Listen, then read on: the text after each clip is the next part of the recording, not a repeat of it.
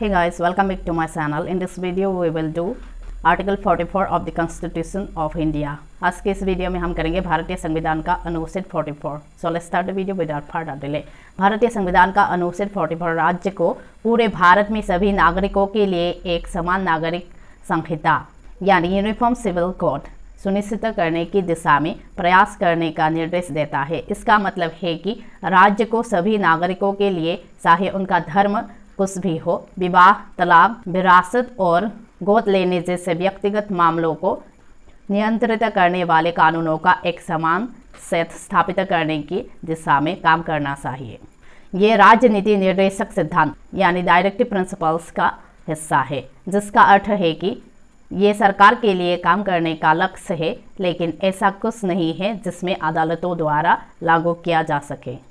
Article 44 को यहाँ अधिक विस्तृत विवरण देखते हैं। समान नागरिक संहिता क्या है? यूनिफॉर्म सिविल कोड क्या है? समान नागरिक संहिता धर्म विशिष्ट व्यक्तिगत कानूनों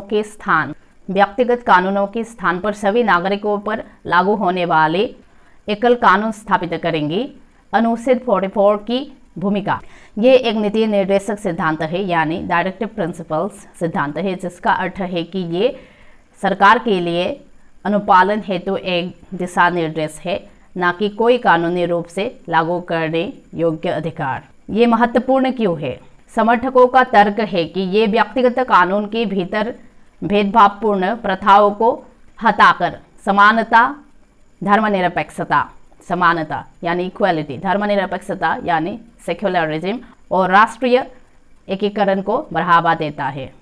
ये कानूनी प्रक्रियाओं को सरल भी बना सकता है और अलग अलग व्यक्तिगत कानूनों से उत्पन्न होने वाले विवादों को कम कर सकता है। कार्यान्वयन में चुनौतियाँ। भारत में धार्मिक स्वतंत्रता और व्यक्तिगत कानूनों की विविधता पर संभावित प्रभाव के बारे में चिंताएं हैं। कुछ लोग ये भी तर्क देते हैं कि व्यक्तिगत कानूनों और विविध सांस्कृतिक प्रथाओं की जटिलताओं के कारण समान नागरिक संहिता को लागू करना, समान नागरिक संहिता यानी यूनिफॉर्म सिविल कोड को लागू करना मुश्किल हो सकता है।